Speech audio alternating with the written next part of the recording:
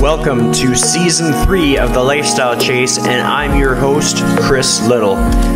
This podcast features high performers who have found a way to live their best life while balancing their health, wellness, friends, and family. To help this podcast grow, please share it on social media, rate 5 stars, tell your friends, and check out the past 140 episodes and counting. You can follow me on Instagram at Christian Liddle and at The Lifestyle Chase. Thanks for listening. Let's get started.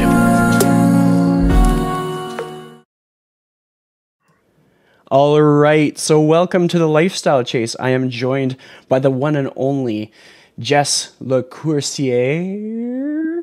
I tried. Lacoursiere. Good enough. So it's something that is always like a challenge of being a podcast host is having to learn so many different names, but it's such an integral part of like the connection that we make with people, because it's like it helps a person feel seen. So throughout my entire history of hosting the podcast, I probably have like 80% success rate with people's names, but I take my best effort. But with all of that out of the way, how are you doing today? I'm great. How are you? I'm pretty good. I've taken it upon myself to do quite a few episodes this week. This is episode 183. I did episode 180 and 181 on Monday, 182 and 183 today, and 184 and 185 tomorrow. So we're bulk publishing because this is a time when people are just getting ready to get back to the gym. It's a time when I have a bit more time to podcast, so I'm taking advantage. Yeah, cool. I'm honored to be asked, to be perfectly honest.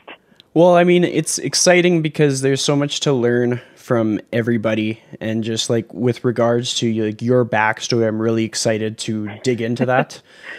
Just like the origin story to before you became who you are now as a trainer. And there's lots of stuff to dig into. Before we get too much further, I want to make sure to give a shout out to your podcast, the Lattes and Lifting Podcast, and you host that with Jill Sanford. And I have listened to it and I have enjoyed it. So anybody looking for a female hosted podcast, there you go. There you have it. Yes, we're actually on a break right now. Call it like summer vacay. We'll be back before the end of the summer, but there is like 20 episodes if you haven't listened to catch up. And there isn't like, you're not going to be missing anything if you start now. So definitely. I mean, like, I can say from experience, if you just like dive into an episode based on like the topic that's listed, it'll be contextually accurate for any time of the year. And it's just good to have like the perspective from somebody else. It's like, I will never go backwards by promoting other people's podcasts. And same thing with like trainers supporting trainers kind of thing. 100%. I think that's probably why we've like connected so much over the last year, is because I don't believe that there's any trainers that are my competition, because I'm me and you're you, and that's what makes us great. Exactly.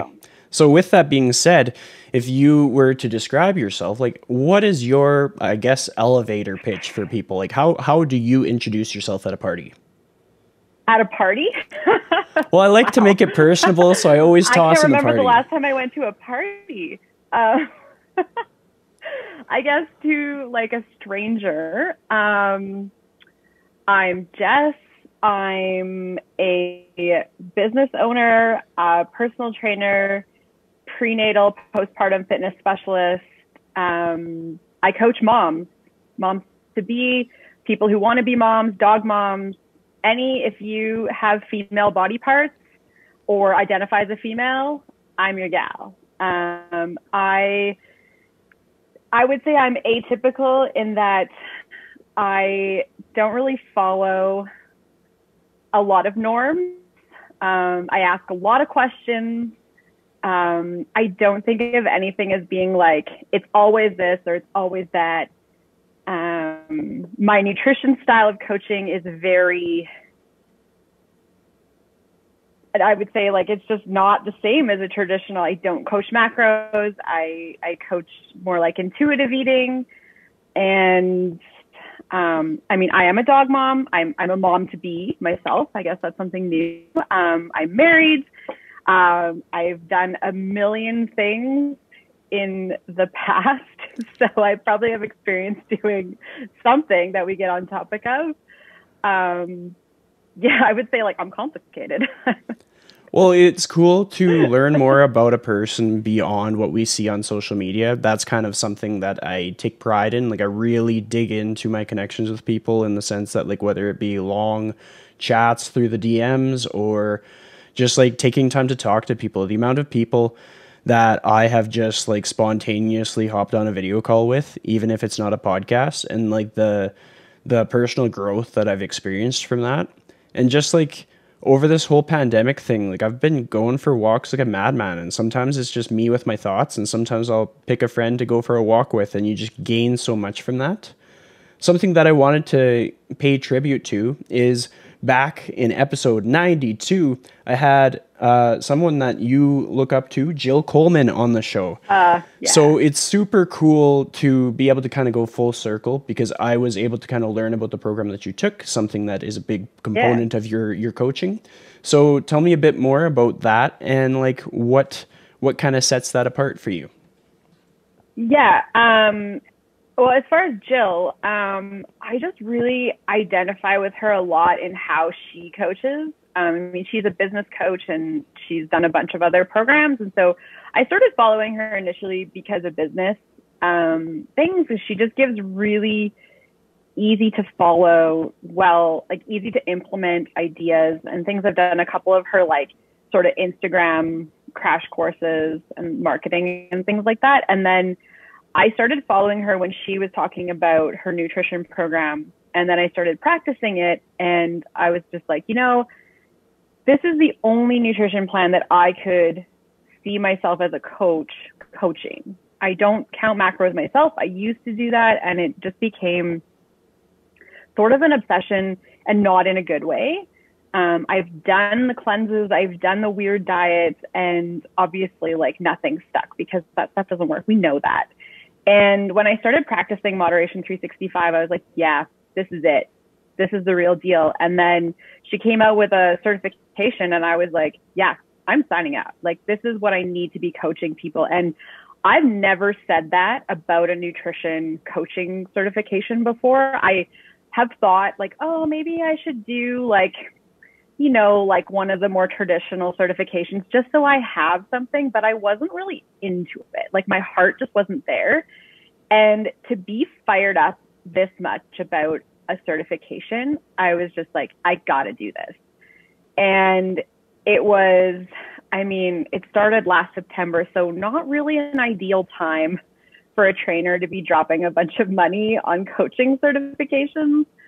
But it did pay off big time because I finished in December when we kind of shifted to another shutdown and everything was online and people were excited about this new program I was coaching. So I ended up getting a really big influx of clients, and that was sort of like a really nice safety net, just as far as my brain was concerned with getting shut down again. Yeah, I mean, it's been really cool to watch from the sidelines, because I know that Jill Coleman was on Andrew Coates' podcast, and then I had her on mine like within a similar time frame. And then it's before you and I really knew of each other. Like we kind of had connected passively through Instagram kind of thing. But I was like, oh man, like she is really pumped about Jill Coleman. Like this is really cool to see. And then just to be able to see you really hit your stride within that and like just find your community within that realm, because each of us brings something different to the table. It's kind of like you said, like there's no like nobody's going to take something away from somebody else by that person being at their best, And when each of us as an entity of ourselves are able to help one another be at their best, then the general population benefits. If we take pride in like taking down other people, like kind of like the crabs in the bucket analogy kind of thing. If we're the crabs in the bucket, that's no good, because nobody's going to make it to the outside to help the people who have never had help before. And so I guess I'm just a big fan of people supporting people. And in the last like month or so, you actually referred me a client, which has been going really, really well. It's been really cool to Yeah. have that opportunity. And with all of that being said, I'm going to quickly dive into the time machine, which I often take people into. It's going to become a cliche thing. People are like, oh, here he goes again. But for you, I'm curious, what was happening for you at the age of 16? What was going on 16. Wow. I was living in this house. I'm staying with my parents right now. Full disclosure for anyone who doesn't know me. We're in between closing dates right now for houses. I was captain of the rugby team, if you can believe it. Full on jock. I had no idea what I wanted to do in college. I knew it needed to be with bodies, but I didn't know where. I didn't really care because I was having too much fun just going to high school and just like living the jock life with my friends and, you know, like illegally buying alcohol on the weekends because my parents live in it used to be a smaller town, but, you know, just the typical jock teenager kind of life. So where did life take you from there as we move forward through the years, like your early 20s kind of thing? So I did a 2-year college diploma program. And so technically my diploma is as a rehab assistant. So physio OT assistant. So that's kind of where my rehab background and sort of fitness thing kind of started. Shortly after that, I worked for a year in early education. So I am actually an early childhood educator, which is another whole kind of part of the puzzle. And I joined the ski patrol and I met a guy, and that guy was in the military, and through military things, we ended up in Ottawa the year later.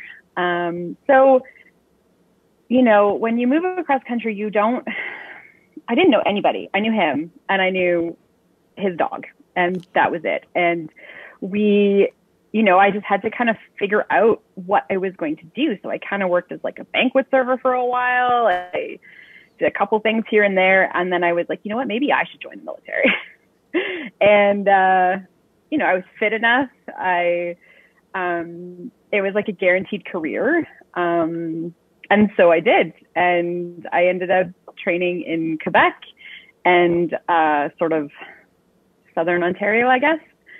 And it didn't last super long, but I don't regret any of it because of the lessons learned in that time. There's so many things that you learn when you're being told what to do and you have no opinions of your own.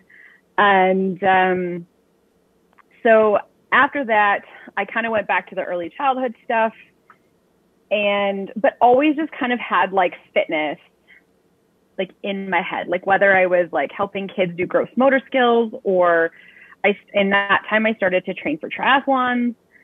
So just learning about that, starting to go to a gym, lifting weights. And then that relationship that I was in came to a very abrupt ending. And instead of doing I'm going to lay in bed and eat ice cream when I feel sad, I decided that I would either go for a run or I would go to the gym. And that summer, I got to be probably at the smallest I've ever been, and not in a good way. And then I also ended up moving across the country to be back with my parents. So that was kind of, a little bit of in between there. And I brought said dog with me. I know you're a dog guy, so that's an important details matter. Details matter. And then I kind of worked in early ed here for a bit and joined the ski patrol again, like just kind of got back into a life, and kind of realized in the early childhood world, there is a ceiling for people who don't have a degree. And you hit it very quickly, and then there's just no going up in your career. So you either kind of stay stagnant and just kind of keep living the same day every day, getting puzzle pieces thrown at you, etc., or you do something else. And that something else for me was that I took the AFLCA exercise theory course, and I did a couple other personal training. So I challenged the CanFit Pro exam. I never actually took the course because my background and everything. And I just started applying at gyms, and I just said, you know what, if I get a job, I'm just going to go for it, because I am living with my parents. I don't really have any bills to pay right now. So it's a good time. And I started working at just a big box gym. And that's kind of where it all started for training wise. And through that, I kind of became, because of my background, I kind of became that trainer who trains all the people that the other trainers broke.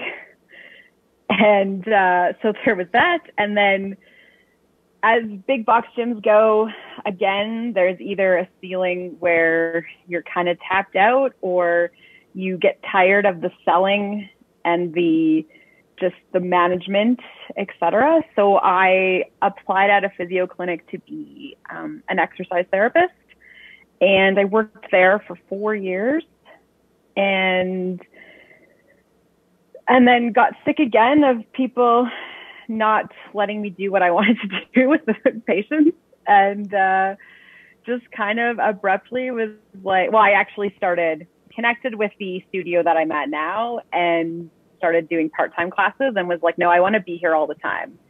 And then just one day I was you know what, I'm just going to do this. And I just quit my job and just started my own business.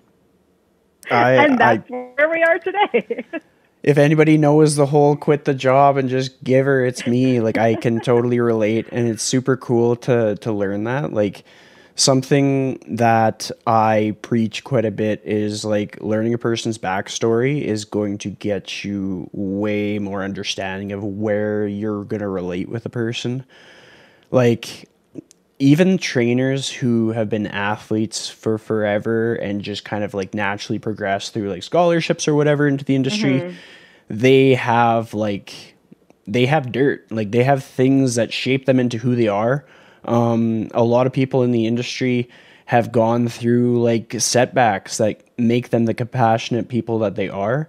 And in most cases, we'll look at somebody in the industry and we'll think, oh, that person is bulletproof. They've never felt self-conscious, or they've never felt broken, but pretty much the whole industry has. If I have to interview every last trainer to prove it, I would be the guy to do it. But it's just it's so interesting to learn, and it's just it gets you so much of a deeper connection with people.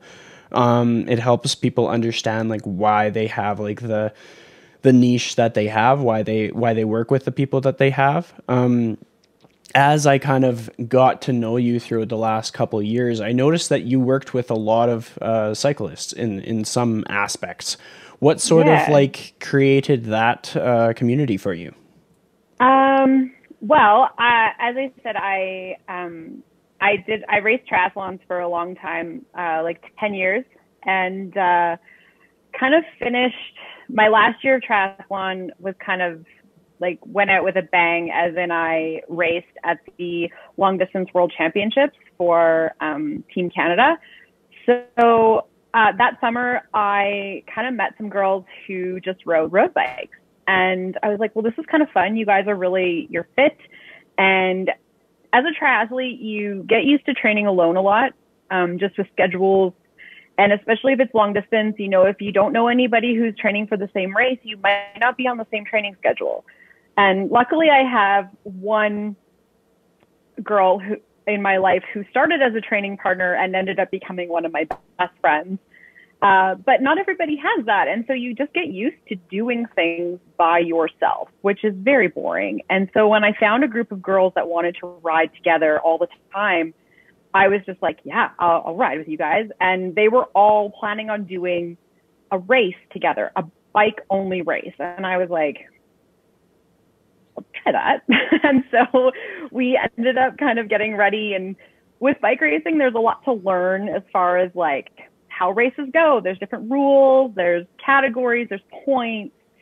It can be very confusing and intimidating, but we all kind of went through a little like preseason training course together. And so I ended up doing a stage race, which is essentially 3 races in a weekend. So like a time trial, which is an individual one, a group road race, which would be like what you would think of with like the Tour de France or something like that. And then a criterium, which is, it's kind of like a Formula One race where you all start together. You're in like a closed course. It's very short. So like 3 kind of very different events. And we did it. And when I finished, I was like, I'm hooked on this. And I knew I was kind of at the end of my triathloning career, if we can call it that, because just running was not agreeing with my body anymore. So I was like, you know what? I might do this bike racing thing. And when I finished triathloning, I kind of knew that I would need to get strong if I was going to be competitive at bike racing. I don't do anything halfway. So when I started bike racing, that's actually when I met Andrew, because he became my trainer. And I just went to him and I said, I need you to make me freaking strong. And he said, I don't know anything about bike racing. And I said, I don't need your help with the cycling part. I need your help with the gym part. And he was like, okay. And then that's kind of also how I like ended up at Evolve and starting to lift heavy. And so, and I found out that I was actually pretty okay at bike racing as far as being an age group athlete of, you know, in their mid 30s. And so I upgraded points quite quickly. And then, you know, in the maybe 3 years, I guess, up until COVID, I was like racing elite, which is, I mean, what does that mean though? I mean, I wasn't making any money. Don't get any crazy ideas, but, you know, so racing with the fastest women in Alberta who are not professionals. And yeah, and so I just kind of became very passionate about endurance athletes needing that strength component, but also knowing that I struggled with it as a triathlete, especially long distance. You just don't have time, or you think you don't have time. But through my training, I did a couple social experiments on myself as far as, you know, giving up a hill repeat night in favor of heavy squats and just kind of seeing what that would get me. And it turns out that the stimulus was relatively the same.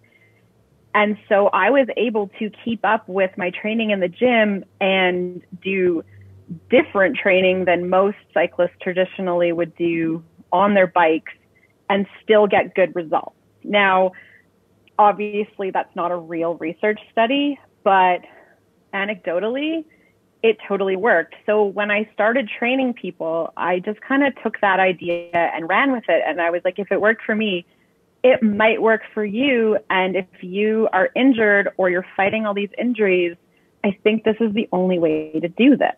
And people liked it. So that's kind of how I got into that, is just did a social experiment on myself and ran with it.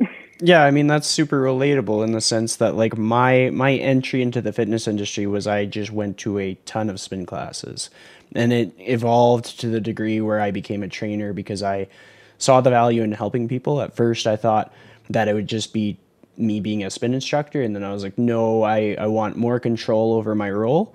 And then I became a trainer, and then I was still going to a lot of classes, and similar kind of like self-led social experiment, I just trained hard in the gym and watched my performance change on the spin bike. Like, yeah, I've kind of evolved in the sense that now I just train in the gym just because it just makes my life a lot more simple. But I can totally relate to that whole like kind of naturally finding your passion through like trial and error and life experience. And like for a while I was training basically all spin instructors, and that's kind of changed for me too. But I can imagine like as you did your Moderation 365, is that what it's called? Yeah.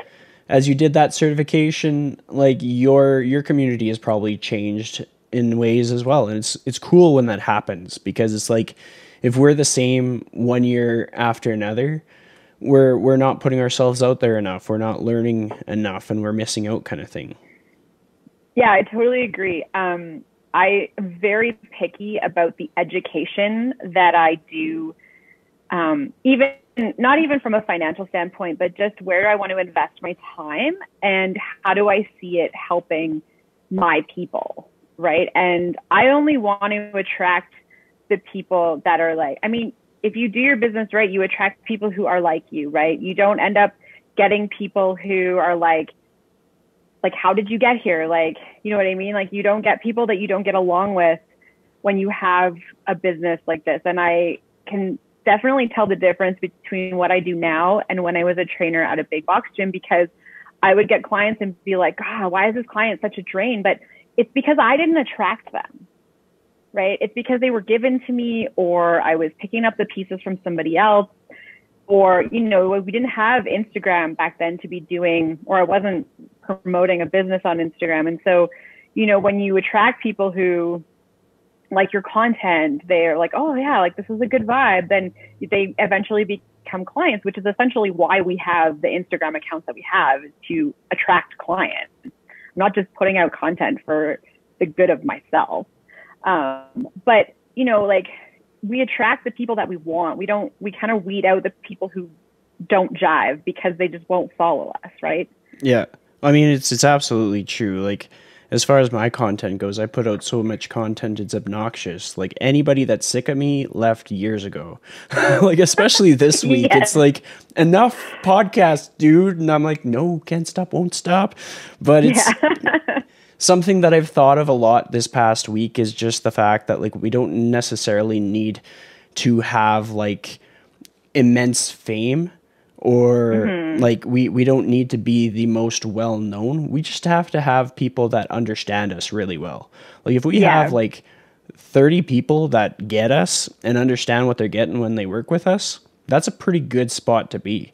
Because, like, if you've connected on a real enough level that they're like literally buying what you're selling, then you're going, like, that's all the energy you have. You don't have more energy than that. So it's a super cool, just being able to settle with not having to impress everybody, or not having to be liked by everybody, and just being able to show up as our authentic self.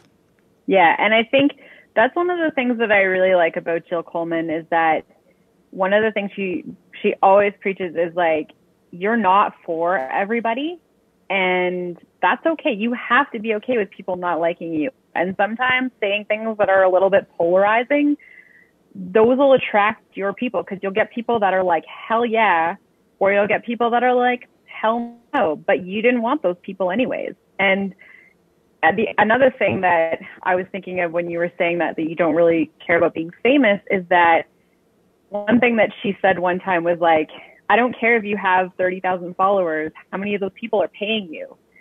And that's always something that strikes me, because I honestly don't know how many followers I have, because I don't care.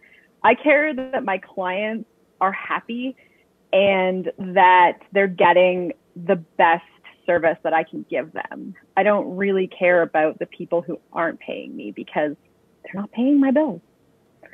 Yeah, it's kind of like the value of clocking into work. Like, if we had a job and we worked for somebody else, if we were so focused that we had to say hi to everybody on our way to the time clock and forgot to clock in, we wouldn't be paying our bills. If we just think about getting ourselves to the time clock on time and focusing on those 8 hours, 9 hours, whatever it may be when we're working for the man or lady, if we're focused on the task at hand, that's all that matters. Like, referrals are going to come. We're going to be standing in our integrity. That's pretty important for both of us. And that's the rest will take care of itself. Like, we're still going to be able to grow and gain momentum and have like a legacy to our body of work. But it doesn't need to be so complicated that we learn how to become the most famous person in all the land. Like, we can just be ourselves. And that's something that I've really just pushed really heavily, is just like, when people get lost in trying to be someone that they're not, they lose themselves. If people realize what they value and what makes them who they are and just own it, that's when they're going to feel the happiest. And that's when social media doesn't have as much control over them, because social media can bring people down really fast. Yeah. Especially in the last year or so. Oh yeah. Like, anybody listening, make sure that you're you're setting your boundaries with social media to take breaks when needed, and block and mute people as needed. Because it's just a little thing on your phone. There's a whole world outside of electronics.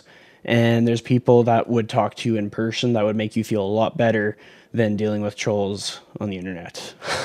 Yeah, totally. Although sometimes I think it's a little fun to play with them a little. But I mean, as a female, I probably get a lot more sugar daddy DMs than you do. I know we've been discussing that. I've been like, look, like, I could use another stream of income. I don't know if I have to say like good morning, good night, but like, whatever you got to do, like, maybe I could use that. But all jokes aside, there's something that is very exciting for you that's come up as of late. You've made the announcement. You are taking on a new role in your life. What is that like? What was the lead up for that for you? Tell me more. Yeah. So, shocker, I'm pregnant. Yeah, actually it was a little bit of a shock. My husband and I hadn't really decided we would start family planning officially until the fall. I didn't really want to be pregnant during a pandemic. But things happen, and it's cool. We're rolling with it. So because of that, we decided that we needed to sell the house that we lived in. And so hence why I'm back at the parentals at the moment. But it's been kind of cool because, as I said, I do coach prenatal, postpartum women. And not that you need to have experience to get clout, but it has been kind of great for my business.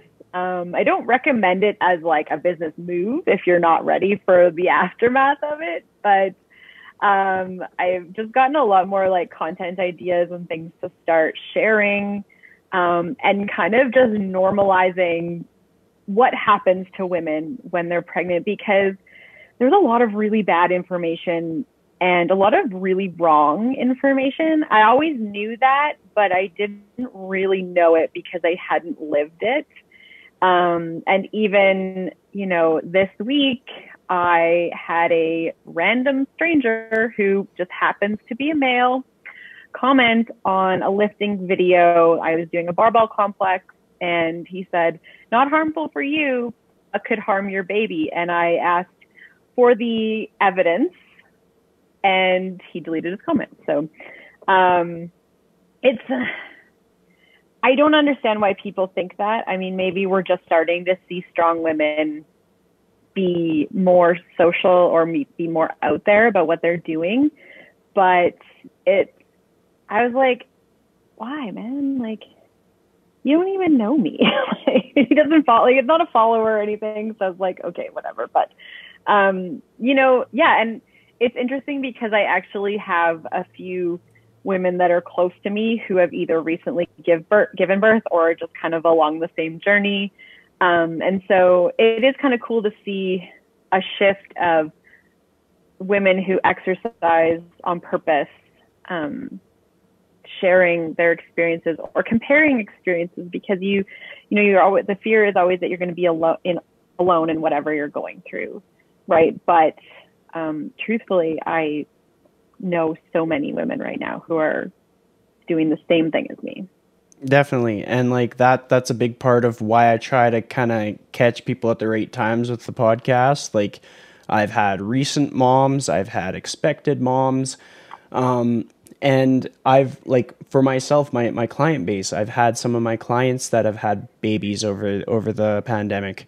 And it's just so important to not only know when to like call upon the friends in the industry, but also within reason, just like be adaptive. Like there's a lot of resources within the greater industry to learn from for just adapting the sessions in like the early parts of pregnancy. And then just as things go further, it's like being able to refer to like a physiotherapist or just a trainer who specializes, and just that whole like community aspect, in the sense that like we know that we can't do it all. Like it goes with everything. Like you see a business that's growing and eventually they hire an assistant, or you see somebody that just is just like when a trainer gets full and they only have so many hours in the day. Well, in the same sense, a trainer only has so much information in their brain that they can recruit readily. And when they need to access more information like on the fly, it's just best to send it to the person who has that information readily available in their brain. Because like I recently read something about names, in that we only have the capacity to really remember like maybe I thought the number was 100, but don't quote me on it, but we only remember so many names. And that's been a big motivator for me to bring some people back on the show, because I'm like, okay, my brain's full of names. I've talked to a lot of people and I want to be able to like have a connection with each one of them. But yeah, just very long rant, but just to the sense that like the more we build community and connect with people, the more taken care of our people are. And then that they see that they see that there's two podcast hosts that are talking to each other on a podcast, and our clients feel safer as a result, because they know that we're not going to hold back from recruiting our A team as needed, kind of thing. Yeah. And I mean, as you said before, like that I just recently sent you a referral, you know, it was because that client was a male, and I'm like, I don't do that. So, but I was like, I know somebody who does, and they're great. And the, sort of the source that it was referred to was like, oh my gosh, yes, totally. And I was like, yeah, totally trust this person 100%. They get my seal of approval, etc. And she was more than grateful that I had, you know, suggested that, and not just like, sorry, I don't do that. Because I think that would have just left kind of her feeling a little sour about it. I'm like, oh, okay, well, I guess I'll forget about it or whatever. It, you know, me not training men doesn't have anything to do with me not wanting to help them. It's just not my niche, and I can't train men at the studio I work at. We are women's only. So it would just be like, I don't know where, but like, I'm not just going to take on a client just to take on another client. They have to fit with the vibe, right? Definitely. And like, I found myself in that situation when it comes to Olympic lifting. Like, I've done some Olympic lifting within CrossFit, but it's never been anything that's in my wheelhouse. And I just don't have the capacity to like put in the years that it would take to become a competent coach within that realm. And so it's like, anytime that somebody that works with me wants to do Olympic lifting, I got my go-to people and I just ship them off. I'm like, I'll see you when you're done, or I'll just see you in the gym. Like, either way, you're happy, and that's what I'm here for, kind of thing.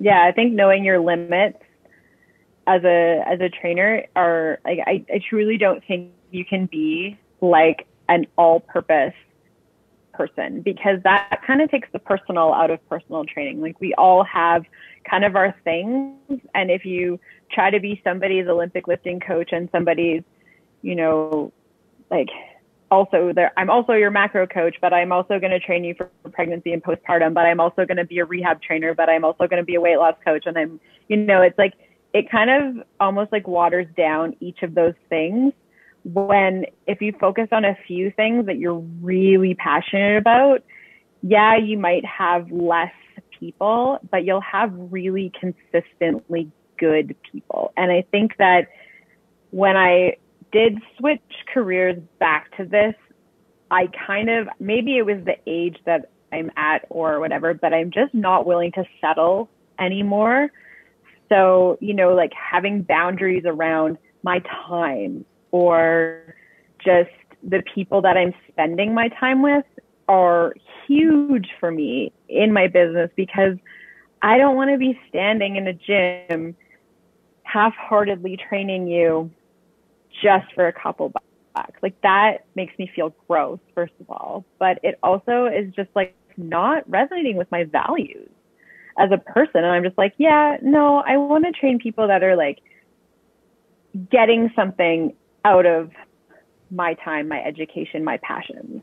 Definitely. It's a good feeling to train and work with people that are pumped to be there.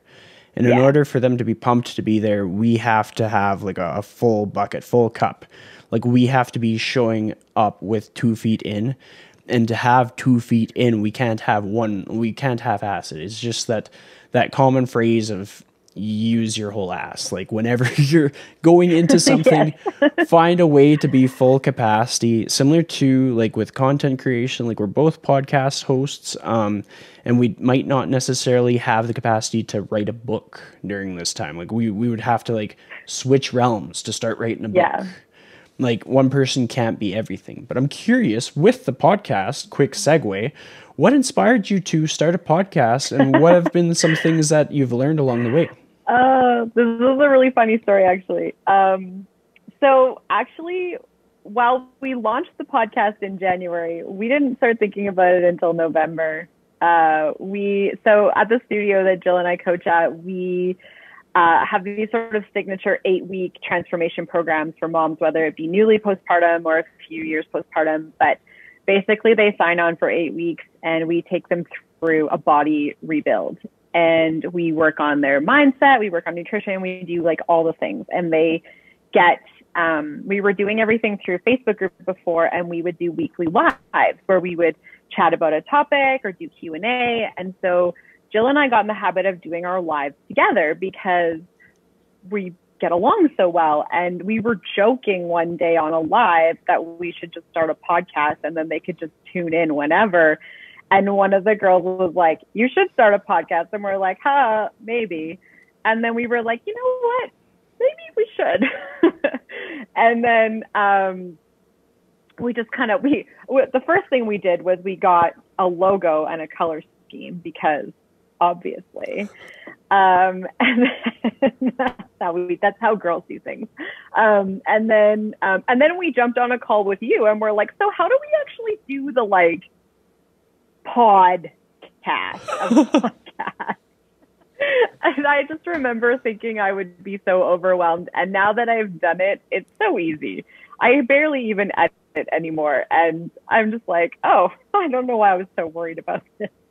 But we just planned out some topics and we got together and recorded some episodes and launched. And our members, our clients, our moms love it because we talk about real issues in women's health. And, we're very real about our own experiences. We don't pretend to know everything that's going on in a woman's body, which, coming from somebody who's never been through pregnancy before, but has a great education on it, I knew nothing. But, I think it's really cool to be able to share our highs and our lows and our content in a different way, right? Like you can hit so many different things different than you can write. And it's different having a conversation with somebody, just bouncing ideas back and forth on. And it's been really fun actually. And then we just with the shutdown in the spring and we just both kind of got busy with other projects. We were like, let's just take a hiatus and we just haven't quite gotten back to it yet. But before the end of the summer, we'll be back for sure. Definitely. And I mean, it is very important to like protect your energy so that you are kind of like at your best with what you're creating. One thing that I've noticed about myself is that like every so often I'll take a couple weeks off the show, but it's not very noticeable because I usually compensate for that by like making 1 week very busy. But like, you know how we see Andrew Coates go through like dozens of sessions in a week? That's like me with podcasts. Like I was born to just talk to one person at a time for hours on end throughout the day. And then I have a pretty strong background with tech and so I can crush through the production pretty fast. But for someone that is listening and might be inspired to start a podcast of their own, which I hope that they are, first of all, they can reach out to me. I can give them a few pointers. But second of all, know that it's a marathon, not a sprint. Very cliche phrase, but like start with like one a month and see how it goes, and like plan to do these things for like, visualize yourself doing something like that for like 2 years, because you want to be able to get through the ebbs and flows. Just like anything in life, you almost have to expect that there's going to be an obstacle. Like life gets in the way, so you create the boundary of a pause, and then you know that you'll start up again. Or life gets in the way, and like for myself, if my schedule has ever gotten busy, I'll just pre-record and then I'll like space them out. But then this week I just decided I'd dump out a bunch of extras because I'm working on growing the audience of the show. And I figure the more practice I have, it's kind of like getting your reps. The more repetitions you have at something, the more likely that you'll create sort of the momentum that it takes to have a bigger audience kind of thing. But it's just basically, hopefully people never feel discouraged from doing things that they're passionate about. Similar to how we've leapt into self-employment in our own each unique ways, and we've kind of followed our gut with career decisions and everything that comes with life that is part of change, just like not hesitating for too long, but just kind of going for it. Yeah, I agree. So with everywhere that you've lived in your storied origin story, is there like a place that taught you something or something that stands out, or is it all just kind of close to home? I think it does sound really cliche, but I think being in the military was probably one of the most pivotal things, because and I kind of came to this realization kind of last year when there was first restrictions put on us as people, and we didn't really have a lot of say in our lives. And I was okay. And I was like, but I realized why I was okay is because I've done that. And when you are a soldier, you don't get to decide what you wear. You don't get to decide your bedtime, your meal times, your free time, if you have it. You're not guaranteed to have weekends off, because if you get in trouble or if you mess something up, you lose that privilege. And I think it kind of taught me that everything is a privilege and not a right, which I think it has been easily confused in the last year. Like, the right to travel. Traveling is not a right. It is an absolute privilege. And even just having a choice of like, I've been telling this story lately because it's just been really relevant, is that one of the first weeks in the military, we got updated on our vaccinations. And I was given a vaccine passport. They are real. I have one. And they asked me if I'd had my childhood vaccinations, where I said yes, but I didn't have proof because I was in Quebec and the records are provincial and they were in Alberta and they didn't have any written proof. And at the time, you know, I couldn't just pop up on my phone and show them my vaccination history. I didn't have a phone that did that. And so I was like, I have no proof for you. And they were like, well, we'll just give them to you again. And I was like, is that okay? Like, and they were like, yeah, it's fine. And so what they did was they lined us all up in the hallway and they made us roll up our sleeves and they gave you alcohol pads and you had to rub your shoulders, and then they would sit you in a chair, and I got jabbed about 3 or 4 times on each arm with different vaccinations, like just one after the other. And I remember thinking like, wow, I'm really in for it now. But I literally could not have spoken up. And there was many other moments just like that where you have somebody yelling in your face about the fact that there was lint on your floor, or yelling at your whole platoon that you were late for something by a minute, and you lost your weekend, or I don't know, like if you think of the most ridiculous thing you could get in trouble for, and you would get in trouble for it, and you just have to stand there and take it with your mouth shut. And I think that while that does kind of make me sound like a little bit of a pushover, knowing when to just, it's beyond my control. I just have to do the best that I can in the moment to help the team. Because you have 50 people that if one of you is out of line, you're all out of line. And I think that that's kind of the thing that really occurred to me. I was like, whoa, nobody that I can see right now would have made it through basic training, because we just don't have that as a society unless you choose to go into the military. So while I've often joked that maybe we should have a mandatory military service, I don't think that. But it wouldn't hurt a lot of people, to be perfectly honest. Well, I like that you brought it up, because as you were saying that, I was kind of thinking to like my origin story, and like without divulging too many details, like I've worked in environments where I was like the guy that the boss took out everything on. It didn't matter what I did, and to feel confident that I was going to keep my job, I just had to put up with it, kind of thing. Yeah. And I had to put up with a lot of shit, and it has definitely given me the resilience that I needed to stick it out for whatever I needed to within the fitness industry. Like, it's given me the capacity to get my ass kicked time and time again. And then just like starting out, like taking a very high risk entry into the fitness industry, I've had to hustle my entire career. And so it mentally prepared me for gyms to open and close and open and close and open and close. I was like, what else is new? Like the first gym I was at closed. Like, so that was 8 months into my career. And then I found a new gym, and then I went to Evolve after that. And so it's like, it's just been consistently the same atmosphere for me. And so that's where it's so cool to learn more about the trainer. Like, if somebody is looking for their trainer, learn more about them. Like, follow them on social media for like a year and learn about what makes them who they are.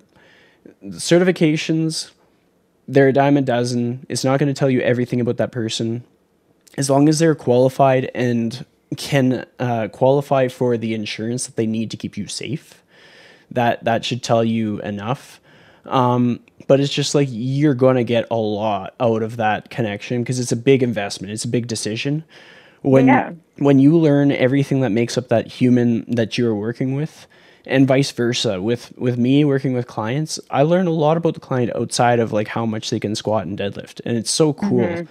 Like that connection means so much, which is a quick transition into the next question, which I've never asked anybody before, but I thought of it in the moment. I was like, if you could choose one person to sit on a park bench with for 10 minutes, dead or alive, who would you choose?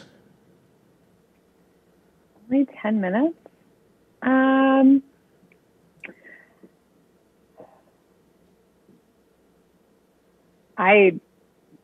Wow. I feel like maybe somebody like Brianna Battles, or even like Jill Coleman, or somebody like that. Brianna Battles is the creator of the pregnant and postpartum athleticism certification, which I also have. But she's also created a program for, pregnant athletes, postpartum athletes. And so for somebody like me who is kind of navigating being fit, but also like navigating this changing body thing, I wouldn't mind picking her brain about just like, is this normal? Like, and I mean, like sort of backstory here, maybe too much information for your audience. I don't know. You're getting it anyways. I tend to talk about girls' body parts all the time, so too bad. I didn't have any nausea or vomiting or like traditional pregnant symptoms. I've felt like myself, albeit a little chunkier than normal. And the only thing I've really felt is that increased blood volume. which is contributing to me really feeling like I'm crushing workouts, which seems strange because I feel like I should be slowing down, but my body isn't telling me anything, right? I'm obviously not having any pain or bleeding or symptoms, but I'm like waiting for the ball to drop here and being like, is this something that other people experience? Because everybody that I know has been sick or just not feeling great. And I'm like, yeah, like we're fine over here.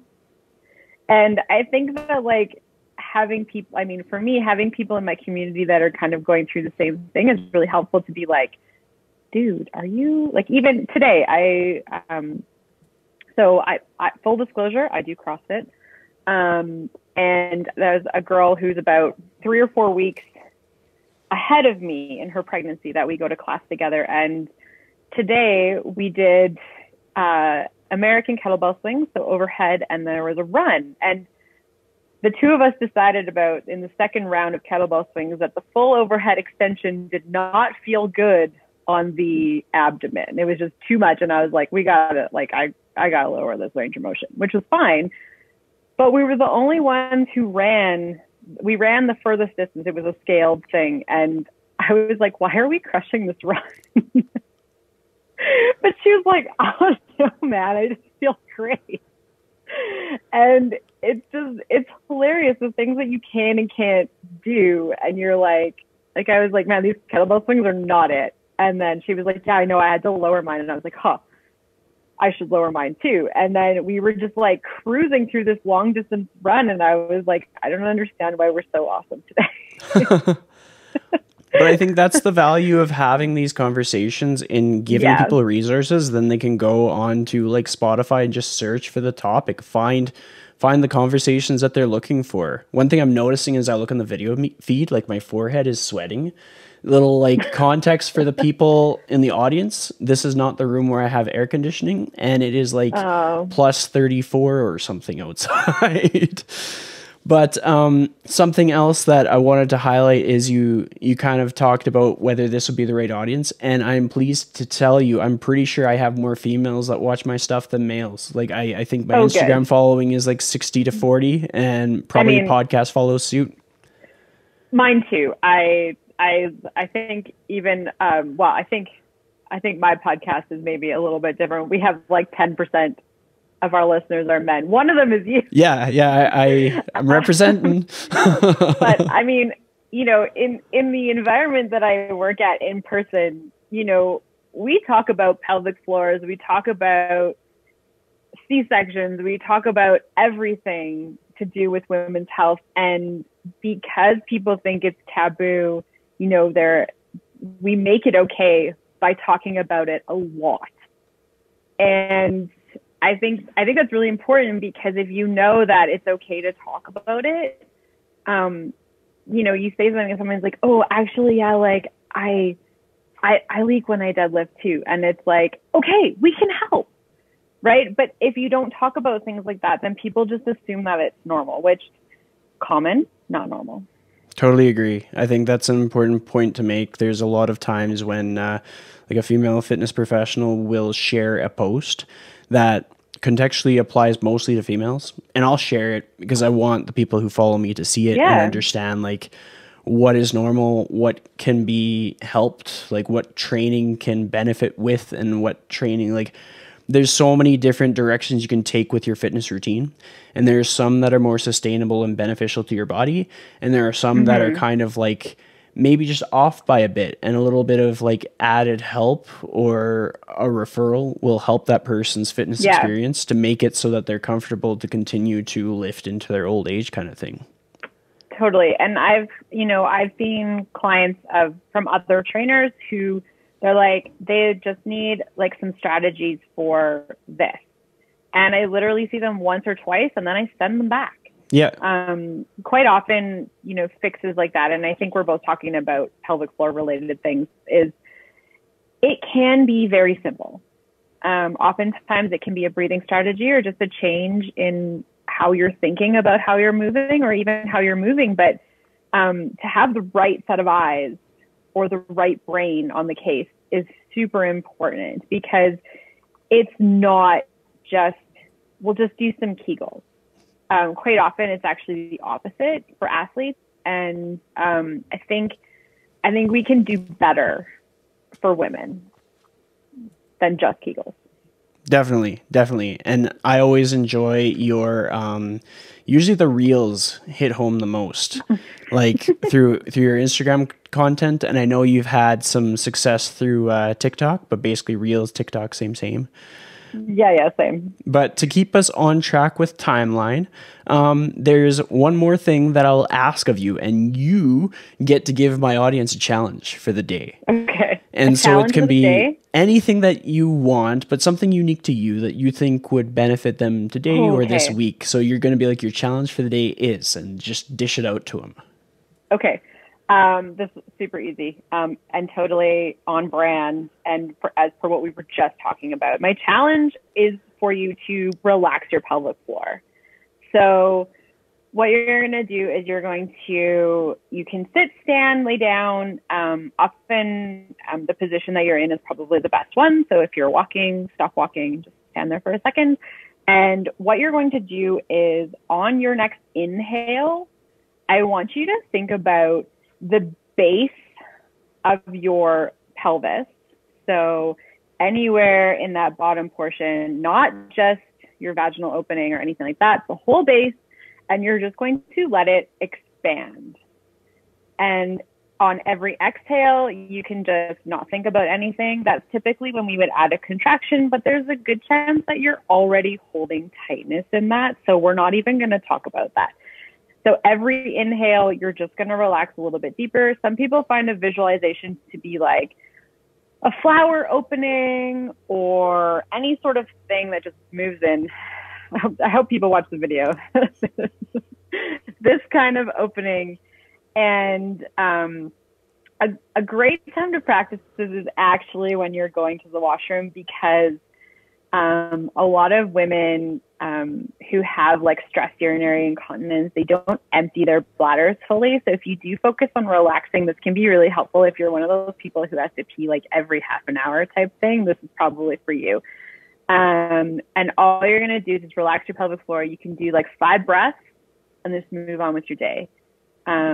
If you add it into your life, I guarantee you your life will be better for it, especially if you're pregnant. If you're pregnant and listening right now, and you want to do a vaginal birth, this will help you. I promise you this. Relaxing, especially if you're an athlete, if you're somebody who's a high stress human being, relax your pelvic floor. You probably hold too much tension in it. It is a learned skill, and it is invaluable to everybody. Men can do it too. So you have the same muscles. You just have a different opening. That's all. Absolutely. I can attest to the value of something like breathing and positioning, and just finding ways to make it like more of a lifestyle habit, not just like on a whim kind of thing. And I've even seen the value of having a squatty potty or dudes sitting down to pee. Totally. Like, that's something that I was, I don't know if I want to promote that because people will make fun of me. But dudes sitting down to pee can be very helpful for their health. Dudes, if you are anybody who lifts weights, if you care at all about your performance, you need to care about your pelvic floor, because I guarantee you, if you can use your pelvic floor and your core together with your breathing, you will PR. Yeah. I don't want to put any guarantees on it, but I will almost guarantee that you're probably not bracing as efficiently as you could. That's often the case with anybody who has ever had any sort of incontinence while they're lifting. You're not bracing well enough. If you're leaking anything, you're leaking performance. I will say that. And it's not always urine. It can be gas. It can be fecal matter, anything like that. If you're leaking anything, you have pounds to be gained, whatever. Don't quote me on that. That's a weird quote. But, yeah. You're leaving something on the table that you could be doing so much better for yourself. Definitely. The context that a coach can bring, and especially within this realm, is a game changer. Like a couple sessions could teach you so much about your pre-existing fitness routine. You might feel like you've got everything under control, but there could be little minutia which could be like remedied through the help of a trainer or a coach kind of thing. But with all of that being said, that basically wraps it up for us today. So I'd like to thank you so much for joining me on the show. Like, it's been great to kind of dive into your origin story and share you with my audience. Well, thanks for having me. It's been a slice.